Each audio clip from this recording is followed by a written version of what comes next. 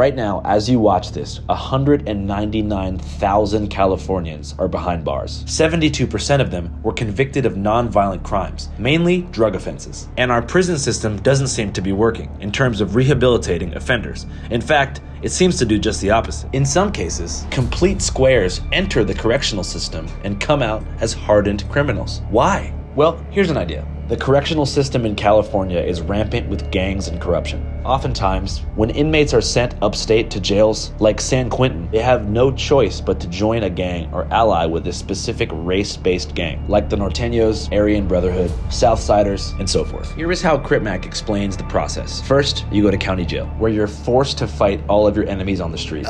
Going through the holding tags, you see different niggas from different hoods, they ask you where you from. All right, okay, let's go through the process. You're gonna get out on hood, you go through the holding tanks.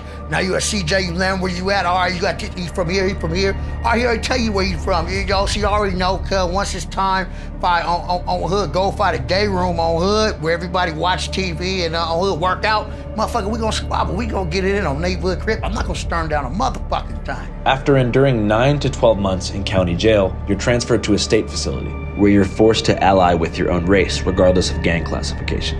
It's more so a race thing in state prison. Everybody has their own cards. You got the neighborhood card, the gangster card, you got the Bloods, you got the Hoovers. Everybody got their own card, but at the end of the day, it ain't, oh, you from here, so we gonna get down. No, it ain't like that. We're all black. We respect each other, and this is what we gotta do. We gotta work out, because the other races is watching what we do. They'll stab the shit out of you. Really? Yeah, and they don't play no fucking games. Now, stop for a moment and realize that Crip Mac is describing what is intended to be a correctional system meant to reform and rehabilitate criminal behavior. Yet, we're taught not to question this. Perhaps programmed by TV shows like Prison Break, Oz, Orange is the New Black, and casual conversational taboos like don't drop the soap. Look, doubloons! Don't drop them. We're conditioned to believe that that's just how prison is. And if people complain about it, well, then maybe they shouldn't have broken the law. You go to jail for 5 years. Despite other countries having much less brutal, yet far more effective correctional systems. We take the freedom from them, but when they are here, we try to help them. For some reason, we turn a blind eye. Why? Some would say it's because of the prison industrial complex. But maybe it goes even deeper. Perhaps we are conditioned to believe that you deserve to live in permanent degradation and abject misery if you've done wrong.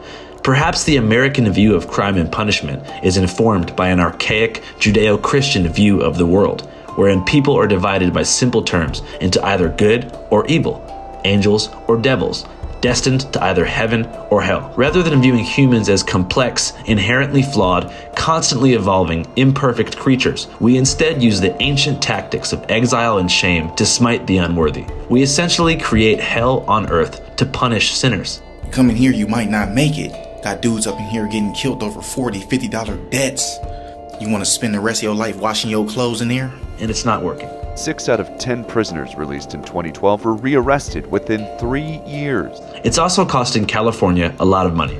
It costs $106,000 per year to keep one person incarcerated. So if you do the math, California spends $9.98 billion per year on prisons.